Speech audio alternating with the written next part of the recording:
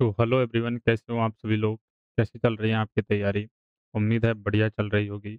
तो हम Indian polity पढ़ रहे थे। इंडियन पॉलिटी में हमने 2 क्लासों को कवर कर लिया था। पहली क्लास में हमने पढ़ा था कि लोकतंत्र वर्सेस राजतंत्र में क्या अंतर होता है, क्या विशेषताएँ होती हैं लोकतंत्र की, क्या विशेषताएँ होती है राजतंत्र की।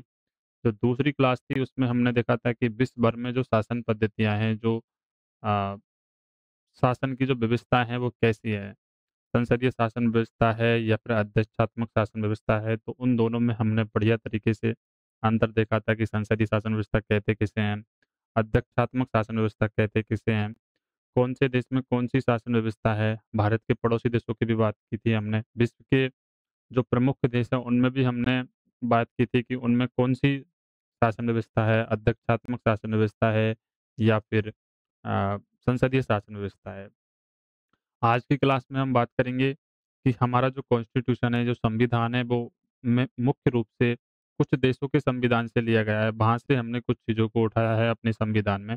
तो उस देश में क्या शासन व्यवस्था है, उसके बारे में चर्चा करेंगे। उन्हीं देशों में से एक प्रमुख देश है ब्रिटेन। तो आज हम ब्रिटेन के बारे में बात करेंगे। ब्रिटेन जो देश है, उसकी शासन व्यवस्था कैसी है। उसके बाद अगली जो क्लास होगी, क्लास नंबर 4, उसमें हम अमेरिका की शासन व्यवस्था की बात करेंगे। और देन जो नेक्स्ट क्लास होगी उसमें भारत की शासन व्यवस्था और उसके बाद में हमारी रेगुलर पॉलिटी यानी कॉन्स्टिट्यूशन है हमारा, वो शुरुआत हम कर देंगे। तो अभी हम एक बेस बना रहे हैं इंडियन पॉलिटी का, कि इंडियन पॉलिटी में सबसे पहले शासन व्यवस्था का उद्गम कहाँ से हुआ था। शासन व्यवस्था जो आज हम कार्यपालिका, विधायिका और न्यायपालिका पढ़ रहे हैं, ये प्रचलन में कैसे आया? स्टार्टिंग में कैसे इसका ओरिजिन हुआ? कैसे शासन व्यवस्था का ओरिजिन हुआ? और कौन से देश में कैसे शासन व्यवस्था थी, ये हमने जान लिया। तो आज की क्लास की हम बात करते हैं ब्रिटेन की शासन व्यवस्था। यूनाइटेड किंगडम में क्या शासन व्यवस्था है?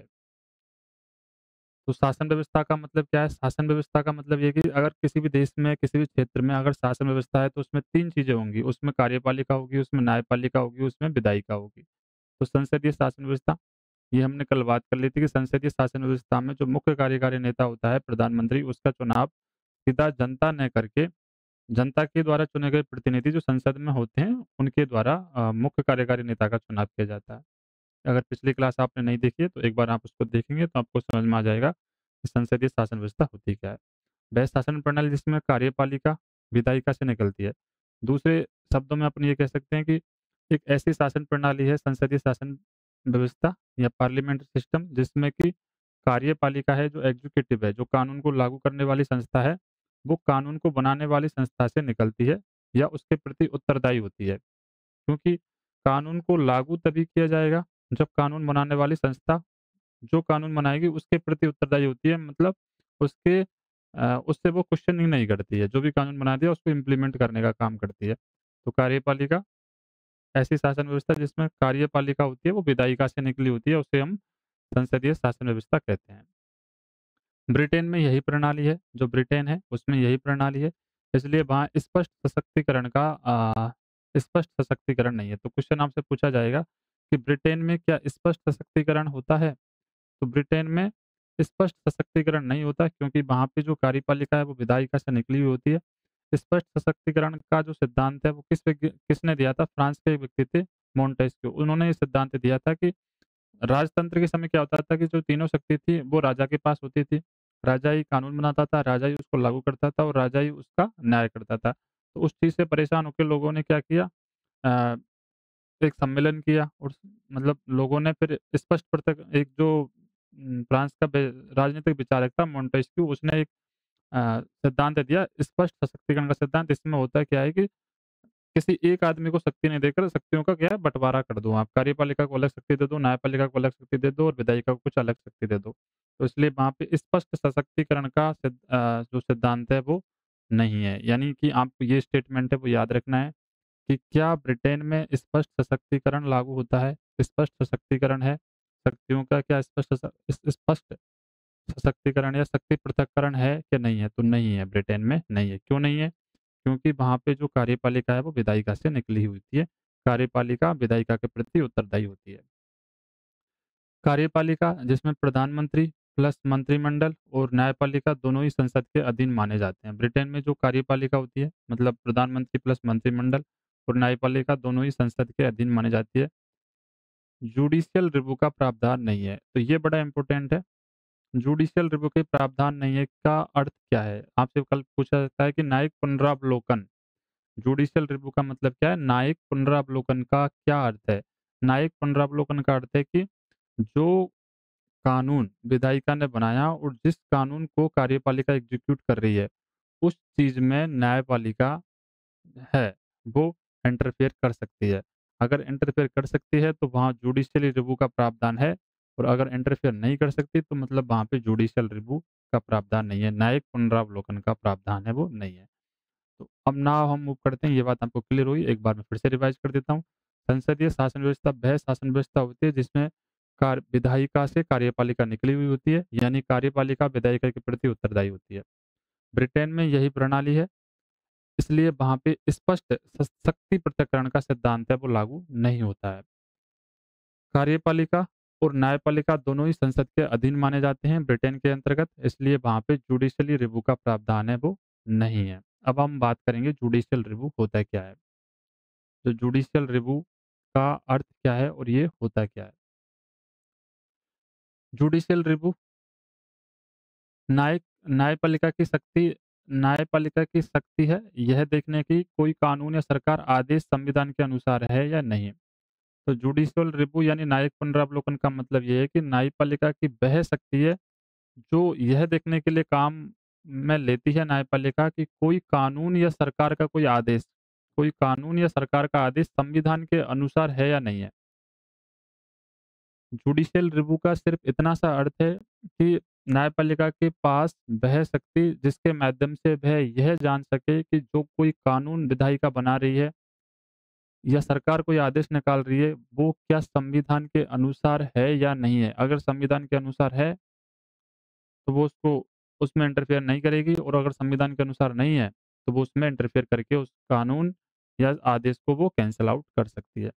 अगर कानून संविधान के खिलाफ पाया गया, अदालत उसे रद्द कर सकती है। अगर कोई भी कानून या आदेश संविधान के खिलाफ पाया गया तो उसे अदालत क्या है, रद्द कर सकती है, उसे कैंसल आउट कर सकती है। इसी बात को कहते हैं जुडिशियल रिव्यू या न्यायिक पुनरावलोकन। अब जो ब्रिटेन में है जुडिशियल रिव्यू का प्रावधान नहीं है का मतलब क्या है? तो ये तो जुडिशियल रिव्यू या प्रावधान होने का मतलब था, अब नहीं होने का मतलब, क्योंकि अपन को याद होना चाहिए ये चीज़ें। यहाँ से पढ़ के जाने के बाद आपको याद होना चाहिए, तभी आपको ये चीज़ें समझ में आएगी। इसका अर्थ है कि क्योंकि कई बार क्या होता है, अभी ये स्टेटमेंट वाइज़ क्वेश्चन में पूछ लेगा कि जुडिशियल रिव्यू से आप क्या समझते हो? बढ़िया क्वेश्चन पेपर बनाएगा तो पूछेगा, तो आप तैयारी कर रहे हो स्टेट पीसीएस की, यूपीएससी की, एसएससी की या किसी की भी तैयारी कर रहे हो, तो अच्छे से पढ़ने का मतलब ये है कि आप एक बार पढ़ो, लेकिन हर एग्ज़ाम में बैठो तो पॉलिटी का क्वेश्चन आपसे क्या बन जाए। मेनली हम टारगेट करके पढ़ रहे हैं राजस्थान एसआई को, क्योंकि राजस्थान एसआई में इसमें से 6 क्वेश्चन पूछे जाते हैं पॉलिटी में, तो तकरीबन ये 12, 13, 15 नंबर आपको ये आराम से दे देगा इंडियन पॉलिटी। जो सिर्फ़ स्टैटिक्स पॉलिटी है वो। डायनामिक पॉलिटी यानी कि आप इकोनॉमिक सर्वे और बजट को मिला लोगे तो अच्छे खासे वेटेज है वो इसका हो जाता है। लेकिन अभी हम अपने टॉपिक पे वापस आते हैं, मतलब जुडिशियल रिव्यू के प्रावधान नहीं है का मतलब क्या है? इसका अर्थ है कि उस देश या राज्य में अदालत के पास वह शक्ति नहीं है, या यानी कानून या सरकारी आदेश संविधान के खिलाफ हो तब भी अदालत उसे रोक या रद्द नहीं कर सकती। यानी कोई भी सरकार कोई कानून या सरकारी आदेश अगर संविधान के खिलाफ हो, तब भी अदालत उसे रोक या रद्द नहीं कर सकती। उसे कहते हैं जुडिशियल रिव्यू का प्रावधान नहीं है। सरल शब्दों में न्यायपालिका के पास विधायिका या कार्यपालिका के फैसलों पर नियंत्रण नहीं है। भारत के अंतर्गत क्या है, जुडिशियल रिव्यू का प्रावधान है वो है। यानी भारत में जो विधायिका जो कानून बना रही है और कार्यपालिका उस कानून को लागू करने के जो फैसले हैं, उन फैसलों पर जो न्यायपालिका है उसका नियंत्रण होता है। अगर नियंत्रण नहीं है तो मतलब जुडिशियल रिव्यू का प्रावधान नहीं है। अब ये जुडिशियल रिव्यू का प्रावधान किन-किन देशों में है, किन-किन देशों में नहीं है, इसकी हम बात करते हैं। तो सबसे पहले हम बात करेंगे अमेरिका। अमेरिका में किस प्रकार की शासन व्यवस्था है? तो अमेरिका में अध्यक्षात्मक शासन व्यवस्था है। तो जब अध्यक्षात्मक शासन व्यवस्था है मतलब कि जो पावर है उसका सेपरेशन हो रखा होगा स्पष्ट। शक्ति पृथक्करण का सिद्धांत यहाँ पे लागू होता है। मतलब यहाँ पे जो न्यायपालिका है, वो कार्यपालिका और विधायिका के फैसलों पर नियंत्रण कर सकती है। सुप्रीम कोर्ट के पास पावर ऑफ जुडिशियल रिव्यू है। यानी कि यहाँ पे कार्यपालिका और विधायिका के फैसलों पर न्यायपालिका का नियंत्रण है वो होता है। यानी सुप्रीम कोर्ट के पास होता है, वहाँ का जो अमेरिका का जो सुप्रीम कोर्ट है उसके पास पावर ऑफ जुडिशियल रिव्यू, न्यायिक पुनरावलोकन की जो पावर है वो है। भारत में सुप्रीम कोर्ट के पास और हाई कोर्ट के पास ये पावर है कि वो न्यायिक पुनरावलोकन की शक्ति उनके पास में है। विधायिका और कार्यपालिका के कोई फैसले उस पे नियंत्रण कर सकती है। कोई राज्य, देश जहाँ प्रावधान नहीं है, ऐसे कई भी राज्य और देश हैं जहाँ पे कई भी राज्य हैं ऐसे कई भी देश हैं जहाँ पे न्यायिक पुनरावलोकन का जो प्रावधान है वो नहीं है। अदालत या कानून आदेश को रोक नहीं सकती। जो सरकार ने आदेश या कानून बना दिया उसको अदालत रोक नहीं सकती। ऐसे बहुत सारे देश भी हैं। जिनमें रोक सकती है उनमें तो अमेरिका और भारत आ जाता है। तो अगर ये आपको एग्ज़ाम में पूछा जाएगा, लेट अस रिवाइव अगेन, अगर आपको ये शॉर्ट किसी मान के चलो किसी इंटरव्यू में आपसे पूछ लिया कि न्यायिक पुनरावलोकन से आप क्या समझते हैं? या फिर जुडिशियल रिव्यू से आप क्या समझते हैं? तो आप आंसर दे सकते हो, जुडिशियली रिव्यू का प्रावधान न होने का मतलब है नहीं होने से न होने का मतलब है कि न्यायपालिका के पास वह शक्ति नहीं है कि वह देख सके कि कोई कानून या सरकारी आदेश संविधान के अनुरूप है या नहीं। ऐसे में न्यायपालिका, विधायिका और कार्यपालिका के निर्णयों को चुनौती नहीं दे सकते हैं। यानी जो विधायिका और कार्यपालिका के निर्णयों को चुनौती देने की शक्ति अगर न्यायपालिका के पास है कि जो भी विधायिका जो कानून बना रही है या फिर सरकार जो आदेश निकाल रही है वो संविधान के अनुरूप है या नहीं। अगर अनुरूप नहीं है तो वो उस आदेश या कानून को कैंसिल कर सकती है। ऐसी शक्ति अगर न्यायपालिका के पास है तो उसे हम कहते हैं जुडिशियल रिव्यू या न्यायिक पुनरावलोकन कहते हैं। तो यहाँ तक आई थिंक बात क्लियर हुई। मूव करते हैं नेक्स्ट की तरफ। तो अब हम बात करेंगे कि जुडिशियल रिव्यू यानी न्यायिक पुनरावलोकन वाले देश कौन-कौन से हैं? किन-किन देशों में न्यायिक पुनरावलोकन की शक्ति है? यानी वहाँ पे न्यायपालिका, कार्यपालिका द्वारा कार्यपालिका और विधायिका के आदेशों पर नियंत्रण है वो कर सकती है। क्योंकि क्वेश्चन आपसे ऐसे ही पूछा जाएगा कि निम्न में से किस देश में न्यायिक पुनरावलोकन की स्थिति है? या निम्न में से किस देश में न्यायिक पुनरावलोकन की स्थिति नहीं है? या फिर स्टेटमेंट वाइज़ अगर पूछेगा पूछेगा कि न्यायिक पुनरावलोकन से आप क्या समझते हैं? न्यायपालिका के पास विधायिका और कार्यपालिका के कार्यों पर नियंत्रण होने की शक्ति होना, न्यायपालिका के पास कार्यपालिका के पास न्यायपालिका, तो इस तरीके से आपको स्टेटमेंट फ्रेम करके वो देगा और आपसे पूछेगा इनमें से कौन-सा कथन सत्य है? ए सही है, ए बी सही है, बी सी सही है, ए बी सी सही है, कोई सही नहीं है। तो ऐसे क्वेश्चन पूछ सकता है। तो अभी जो फैक्चुअल क्वेश्चन बनेगा यहाँ से न्यायिक पुनरावलोकन से कि मतलब कौन से देश में न्यायिक पुनरावलोकन की शक्ति है और कौन से देश में नहीं है। तो आप एक सीधे सिंपल लैंग्वेज में समझ सकते हो अगर आपने क्लास नंबर 2 देखा है, संसदीय शासन प्रणाली और अध्यक्षात्मक शासन प्रणाली। तो जिस देश में अध्यक्षात्मक शासन प्रणाली है, वहाँ पर न्यायिक पुनरावलोकन की शक्ति है। यानी वहाँ पे न्यायपालिका के पास ये शक्ति है कि वो संविधान के अनुरूप अगर संविधान के विपरीत अगर कोई सरकार आदेश या कानून बना रही है, तो उसको वो कैंसल आउट कर सकती है। तो और एक एक्सेप्शन है भारत में। भारत में कैसी शासन व्यवस्था है? भारत में संसदीय शासन व्यवस्था है स्वतंत्र न्यायपालिका के साथ। तो इस वजह से भारत में संसदीय शासन प्रणाली होने के बावजूद भी यहाँ पे क्या है कि न्यायपालिका है वो न्यायिक पुनरावलोकन कर सकती है। तो भारत ऐसा देश है जिसमें कि न्यायपालिका कोई भी सरकार या विधायिका जो कानून या आदेश पारित करती है उसको कैंसल आउट कर सकती है। अमेरिका अध्यक्षात्मक शासन प्रणाली है अमेरिका के अंतर्गत सुप्रीम कोर्ट के पास ये पूर्ण शक्ति है कि वो न्यायिक पुनरावलोकन कर सके। ब्रिटेन, यूनाइटेड किंगडम, तो ब्रिटेन में नहीं है वैसे, पार्शियली है ब्रिटेन में, पूरा नहीं है, ब्रिटेन में नहीं है।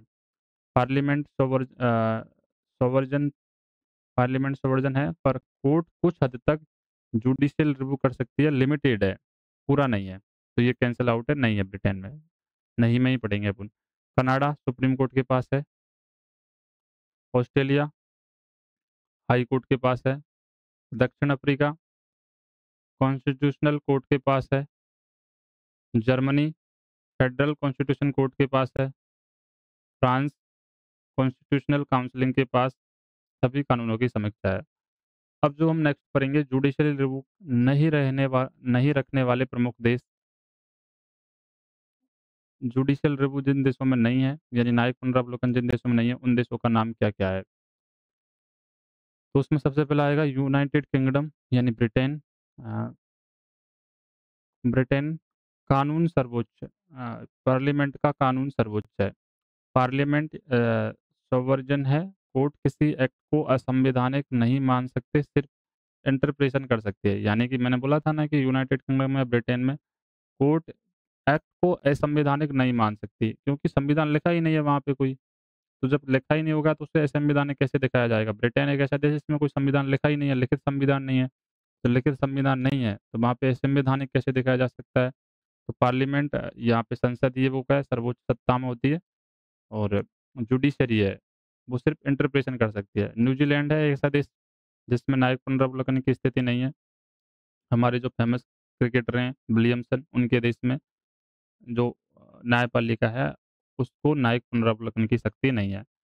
पार्लियामेंट्री सोवर्डेनिटी कोई पूर्ण जुडिशियली रिव्यू नहीं है, तो ये एग्ज़ाम्पल इम्पोर्टेंट है। सऊदी अरब नेक्स्ट देश है जिसमें न्यायिक पुनरावलोकन की जो स्थिति है वो नहीं होती है। सीरिया west system from judicial review है वो नहीं है, सऊदी अरब में नहीं है। संयुक्त अरब अमीरात यूएई जिसमें कि अभी हाल ही फिलहाल में इंडिया बहुत ज़्यादा क्रिकेट खेल रही है।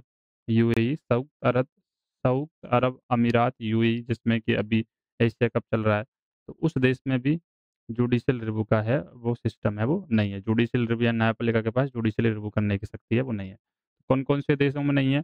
ब्रिटेन में नहीं है, न्यूज़ीलैंड में नहीं है, सऊदी अरब में नहीं है और संयुक्त अरब अमीरात में नहीं है। तो आपको क्वेश्चन पूछ सकता है कि निम्न में से किस देश में जुडिशियली रिव्यू या न्यायिक पुनरावलोकन की स्थिति है? ऑप्शन देगा वो यूके, ब्रिटेन, न्यूज़ीलैंड, सऊदी अरब, संयुक्त अरब अमीरात और भारत। तो आपका ऑप्शन होना चाहिए भारत में न्यायिक पुनरावलोकन की स्थिति है। मूव करते हैं नेक्स्ट की तरफ। आई थिंक आपको ये क्लियर हो गई होगी। तो एग्ज़ाम टिप्स याद करने का तरीका, जुडिशियल रिव्यू इंडिया में है, यूएसए में है, कनाडा में है, ऑस्ट्रेलिया में है, जर्मनी में है, फ्रांस में है, साउथ अफ्रीका में है। जुडिशियल रिव्यू नहीं है, सीमित है, यानी कि बिल्कुल नहीं भी है या सीमित है। यूनाइटेड किंगडम, न्यूज़ीलैंड में है, सऊदी अरबिया में है और यूएई में है, नहीं है। यूनाइटेड जो जुडिशियल रिव्यू या न्यायिक पुनरावलोकन की स्थिति है यहाँ पे नहीं है। एक बार फिर से आप देख लो जुडिशियल रिव्यू क्या है? जुडिशियल रिव्यू वह शक्ति है जिसके तहत न्यायपालिका यह देख सकती है कि कोई कानून या आदेश संविधान के अनुसार है या नहीं है। इनके पास है, इंडिया के पास है, यूएसए के पास है, जर्मनी के पास है, फ्रांस के पास है, कनाडा के पास है। इसके पास नहीं है या सीमित है। यूनाइटेड किंगडम यानी ब्रिटेन, न्यूजीलैंड, सऊदी अरबिया और यूएई इनके पास न्यायिक पुनरावलोकन की जो शक्ति है वो नहीं है। न्यायिक पुनरावलोकन या जुडिशियल रिव्यू का प्रावधान है इन देशों में नहीं है। अब ब्रिटेन में जो लास्ट पॉइंट था वहाँ पे न्यायिक पुनरावलोकन का प्रावधान नहीं है। उसकी वजह से जो ये पैराग्राफ आए थे वो हमने पढ़ लिए थे, क्योंकि यहीं पे हम कवर कर लेते हैं कोई क्वेश्चन अगर बनेगा तो। क्योंकि क्वेश्चन अगर बनेगा तो स्टेटमेंट वाइज़ फॉर्मेट में बनता तो हम बता सकते थे कि न्यायिक पुनरावलोकन का मतलब क्या होता है। लेकिन अगर उसने कल के जाए आपसे ये पूछ लिया कि न्यायिक पुनरावलोकन किस देश में नहीं है, तो आप फिर वहाँ पे कन्फ्यूज़ होगे और आप क्वेश्चन को या तो स्किप करके आओगे या फिर गलत मार के आओगे। तो इसीलिए मैंने यहाँ पे ही आपको ये क्लियर कर दिया। अभी हम बात कर रहे थे ब्रिटेन में किस प्रकार की शासन व्यवस्था है। तो ब्रिटेन में शासन व्यवस्था में जो शक्तियों का वितरण है, सबसे पहले हम बात करेंगे विधायिका की। तो ब्रिटेन में शक्तियों का वितरण किस प्रकार से है? विधायिका जिसको बोलते हैं लेजिस्लेचर, वह संस्था होती है जो कानून बनाती है। ये बात आपको क्लियर हुई। ब्रिटेन की विधायिका को संसद कहते हैं। तो ब्रिटेन की जो विधायिका होती है, जो कानून बनाने वाली संस्था होती है, उसको अपन क्या कहते हैं? संसद या पार्लियामेंट कहते हैं। तो आपसे क्वेश्चन पूछा जा सकता है कि ब्रिटेन की विधायिका को क्या कहते हैं? तो आपका उत्तर होना चाहिए ब्रिटेन की जो विधायिका है उसको अपन संसद कहते हैं। नेक्स्ट जो चीज़ आएगी संसद द्विसदनीय बाइकैमेरल जिसमें 2 सदन होते हैं। संसद क्या है? द्विसदनीय होती है। संसद द्विसदनीय होती है जिसमें 2 सदन होते हैं। पहला सदन होता है House of Commons house of Commons house of Commons यह संसद का निचला सदन है। लोअर हाउस है ये हाउस ऑफ कॉमन्स। इस इसके सदस्य जनता द्वारा चुने जाते हैं। इसे लोक का घर, लोगों का घर, हाउस ऑफ पीपुल्स या नियंत्रण का घर, कंट्रोल हाउस भी कहते हैं, क्योंकि वास्तविक सत्ता इसी सदन के पास होती है। तो आपसे क्या-क्या क्वेश्चन पूछ सकता है वो? आपसे पहला क्वेश्चन ये पूछ सकता है कि विधायिका ब्रिटेन में विधायिका है वो द्विसदनीय है या एक सदनीय है? तो ब्रिटेन में विधायिका द्विसदनीय है, संसद द्विसदनीय है। मतलब संसद है वो द्विसदनीय है, जिसमें 2 सदन होते हैं। पहला होता है हाउस ऑफ कॉमन्स और दूसरा होता है हाउस ऑफ लॉर्ड्स। पहला क्या है हाउस ऑफ कॉमन्स और दूसरा क्या है हाउस ऑफ लॉर्ड्स। अब आपसे नेक्स्ट क्वेश्चन वो फ्रेम कर सकता है कि ब्रिटेन की संसद का निचले सदन को क्या कहते हैं? तो ब्रिटेन में जो संसद है वो द्विसदनीय संसद है, द्विसदन होते हैं, संसद में द्विसदन होते हैं। उसमें जो निचला सदन है, उसको क्या कहते हैं? तो जो निचला सदन है उसको कहते हैं हाउस ऑफ कॉमन्स। और हाउस ऑफ कॉमन्स के सदस्य किसके द्वारा चुने जाते हैं? तो हाउस ऑफ कॉमन्स के सदस्य जनता के द्वारा वह चुने जाते हैं। तो ये भी आपको याद रखना है कि ब्रिटेन की जो संसद है वो द्विसदनीय संसद है। उसमें जनता द्वारा चुने जाने वाले जो सदस्य वो कहाँ पे बैठते हैं? तो हाउस ऑफ कॉमन्स में बैठते हैं। तो आपको ये तीनों स्टेटमेंट बिल्कुल क्लियर कट होने चाहिए कि ब्रिटेन में जो संसद है वो द्विसदनीय संसद है। उसमें 2 सदन होते हैं। पहला सदन का नाम है हाउस ऑफ कॉमन्स, जिसको निचला सदन भी कहते हैं और इसमें जो सदस्यों का चुनाव है वो जनता द्वारा इसमें चुने जाते हैं। इसको अपन दूसरे नाम से लोक का घर या नियंत्रण का घर, क्योंकि वास्तविक सत्ता इसी सदन के पास होती है। जो दूसरा सदन है उसको हाउस ऑफ लॉर्ड्स कहते हैं। तो जो ब्रिटेन का जो मुख्य नेता होता है वो हाउस ऑफ कॉमन से ही निकल के जाता है। हाउस ऑफ लॉर्ड्स यह संसद का उच्च सदन होता है, अपर हाउस होती है। ये स्टेटमेंट आपको याद रखना है। इसके सदस्य नामांकित, वंशानुगत या धार्मिक पदाधिकारी से आते हैं। तो हाउस ऑफ कॉमन्स में जो सदस्य आते हैं, उच्च सदन में जो सदस्य आते हैं, इसके सदस्य वो नामांकित किए जाते हैं या वंशानुगत से आते हैं या धार्मिक पदाधिकारी से आते हैं। इसे प्रभु का घर या लॉर्ड ऑफ हाउस कहा जाता है। तो लोक का घर निचला सदन को कहते हैं। निचला सदन यानी कि हाउस ऑफ कॉमन्स, इसमें जो सदस्यों का चुनाव है वो सीधे जनता द्वारा किया जाता है। और हाउस ऑफ लॉर्ड्स जिसको उच्च सदन कहते हैं, इसके सदस्य या तो नामांकित होते हैं या फिर वो वंशानुगत आते हैं या फिर धार्मिक पदाधिकारी होते हैं। इसे प्रभु का घर या लॉर्ड्स ऑफ हाउस कहा जाता है। तो एक बार आप फिर से ब्रिटेन की जो विधायिका है वो द्विसदनीय विधायिका होती है, यही बात क्लियर। ब्रिटेन की विधायिका द्विसदनीय विधायिका होती है, जिसमें सदन संसद ब्रिटेन की जो संसद है, पार्लियामेंट है, उसको संसद कहते हैं। पहली बात, ब्रिटेन की जो विधायिका है, उसको संसद कहते हैं। ब्रिटेन की विधायिका को संसद कहते हैं। संसद द्विसदनीय होती है, जिसमें 2 सदन होते हैं। एक होता है हाउस ऑफ कॉमन्स, दूसरा होता है House of Lords. House of Common को निचला सदन भी कहते हैं। इसमें जो सदस्यों का चुनाव है, वो सीधा जनता द्वारा किया जाता है। इसे लोक का घर या नियंत्रण का घर भी कहते हैं, क्योंकि वास्तविक सत्ता इसी सदन के पास होती है। दूसरा सब सदन होता है, वो हाउस ऑफ लॉर्ड्स होता है। इसको अपन उच्च सदन भी कहते हैं। इसमें जो सदस्य हैं, वो नामांकित किए जाते हैं या वंशानुगत आते हैं या धार्मिक पदाधिकारियों से आते हैं। इसे प्रभु का घर भी कहा जाता है। तो अभी आपको ब्रिटेन की शासन व्यवस्था में विधायिका का रोल है वो आपको क्लियर हो गया होगा। अगर आपसे कल के जाए कोई क्वेश्चन फ्रेम करे कि ब्रिटेन की विधायिका में मुख्य कार्यकारी नेता किस सदन से आता है, तो वो आता है हाउस ऑफ कॉमन्स से आता है। नेक्स्ट की तरफ मूव करते हैं, ब्रिटेन की कार्यपालिका कैसी है? ब्रिटेन की कार्यपालिका एग्जीक्यूटिव जो कानून विधायिका द्वारा बनाया गया उसको लागू कराने वाली या कानून को कार्यान्वित करने वाली जो संस्था है उसको अपन बोलते हैं कार्यपालिका। वह संस्था जो कानून को लागू कराती है और प्रशासन चलाती है। वह संस्था जो कानून को लागू कराती है और प्रशासन चलाती है उसको क्या बोलते हैं? एग्जीक्यूटिव बोलते हैं, उसको अपन कार्यपालिका बोलते हैं। ब्रिटेन में कार्यपालिका के प्रमुख राजा-रानी या मोनार्क होते हैं। कार्यपालिका के जो प्रमुख हैं वो राजा और रानी होते हैं, पर वास्तविक शक्ति प्रधानमंत्री और मंत्रिपरिषद प्राइम मिनिस्टर के पास होती है। तो ब्रिटेन की जब आप बात करोगे तो ब्रिटेन में जो कार्यपालिका है, जो कानून को लागू कराने और प्रशासन चलाने की जो शक्ति होती है वो राजा या रानी के पास होती है, लेकिन वास्तविक शक्ति प्रधानमंत्री और मंत्रिपरिषद के पास ही होती है। प्रधानमंत्री और मंत्री संसद विशेषकर हाउस ऑफ कॉमन से चुने जाते हैं। तो जो प्रधानमंत्री है और मंत्री जो संसद है, वो हाउस ऑफ कॉमन से चुने जाते हैं और संसद के प्रति ये क्या उत्तरदायी होते हैं। ये संसद के प्रति उत्तरदायी होते हैं। तीसरा जो पॉइंट है कि जो हाउस ऑफ लॉर्ड्स से चुने जाते हैं कौन? जो न्यायपालिका के जो सदस्य हैं वो हाउस ऑफ लॉर्ड्स से चुने जाते हैं। क्योंकि न्याय वगैरह करने की यहाँ पे ज़्यादा जुडिशियल रिव्यू का प्रावधान है वो ब्रिटेन में नहीं है। तीसरा पॉइंट है न्यायपालिका। ब्रिटेन में न्यायपालिका कैसी है? तो ब्रिटेन की जो न्यायपालिका है, इसकी जब हम बात करेंगे, वह संस्था जो न्याय देती है और विवादों का समाधान करती है, उसे कहते हैं न्यायपालिका। तो शासन व्यवस्था के अंतर्गत वह संस्था जो न्याय देती है और विवादों का समाधान करती है, उसे हम न्यायपालिका यानी जुडिशरी कहते हैं। ब्रिटेन में न्यायपालिका स्वतंत्र नहीं है। भारत में कैसी है न्यायपालिका? तो भारत में न्यायपालिका स्वतंत्र है, जबकि ब्रिटेन में न्यायपालिका है वो स्वतंत्र नहीं है। यह संसद के अधीन होती है। वहाँ जुडिशियल रिव्यू या न्यायिक पुनरावलोकन का प्रावधान नहीं है। ब्रिटेन में न्यायिक पुनरावलोकन का प्रावधान नहीं है। ये बात मैं सुबह से आपको समझा रहा हूँ। तो आई थिंक अब तो आपको क्लियर हो गई होगी कि न्यायिक पुनरावलोकन क्या होता है। तो यह संसद के जो ब्रिटेन में जो न्यायपालिका है वो संसद के अधीन होती है और वहाँ पे जुडिशियल रिव्यू यानी न्यायिक पुनरावलोकन का प्रावधान नहीं है। यानी न्यायपालिका के पास वो शक्ति नहीं है जो कोई विधायिका द्वारा बनाए गए कानून या सरकार द्वारा पारित किए गए आदेश का वो विरोध कर सके। जो संसद जो कानून बना देती है उसे न्यायपालिका असंवैधानिक घोषित नहीं कर सकती। यानी ब्रिटेन में संसद द्वारा जो कानून बन गया उसे न्यायपालिका असंवैधानिक घोषित नहीं कर सकती। क्यों नहीं कर सकती है संवैधानिक घोषित? क्योंकि ब्रिटेन के पास कोई भी लिखित संविधान नहीं है।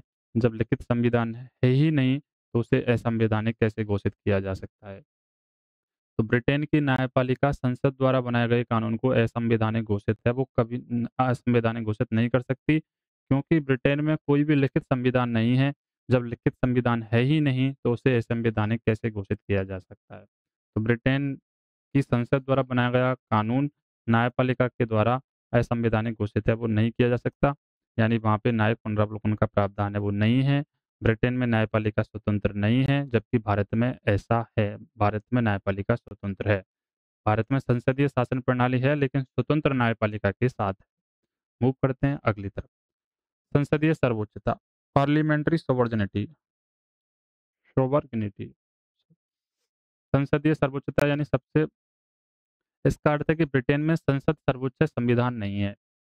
इसका अर्थ क्या है कि ब्रिटेन में संसद सर्वोच्च संविधान नहीं है। अगर ये किस भारत के लिए बात करें कि भारत में किसकी सर्वोच्चता है, तो भारत में संसद की सर्वोच्चता नहीं है, भारत में संविधान की सर्वोच्चता है।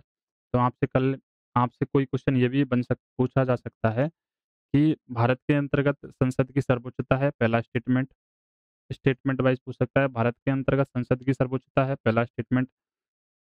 ब्रिटेन के अंतर्गत संसद की सर्वोच्चता है, दूसरा स्टेटमेंट। और 2-3 और स्टेटमेंट दे सकता है कि ब्रिटेन में न्यायिक पुनरावलोकन का प्रावधान है और भारत में न्यायिक पुनरावलोकन का प्रावधान नहीं है। इनमें से कौन-सा कथन सत्य है? 4 में से कौन-कौन से कथन सत्य है और कौन-कौन से कथन असत्य है? तो वो ऑप्शन देगा ए, बी, सी, डी। तो आपको अगर क्लियर कट है, तो आप बता सकते हो, अदरवाइज़ आप इस क्वेश्चन को में आप स्किप करोगे या फिर फँस जाओगे। तो संसदीय सर्वोच्चता होने का मतलब क्या है? संसदीय सर्वोच्चता होने का मतलब ये है कि इसका अर्थ है कि ब्रिटेन में जो संसद है वो सर्वोच्च है। संविधान नहीं है, क्योंकि ब्रिटेन में लिखित संविधान है ही नहीं है। कारण क्या है कि ब्रिटेन ये स्टेटमेंट आपको याद रखना है कि ब्रिटेन में संसदीय सर्वोच्चता है, जबकि भारत में संविधानिक सर्वोच्चता है। संविधान की सर्वोच्चता है भारत के अंतर्गत और ब्रिटेन के अंतर्गत संसद की सर्वोच्चता है। ब्रिटेन के अंतर्गत संसद की सर्वोच्चता क्यों है, उसके कारण यहाँ पे अभी अब हम देखने वाले हैं। तो पहला कारण है ब्रिटेन में लिखित संविधान नहीं है, जबकि भारत में लिखित संविधान है।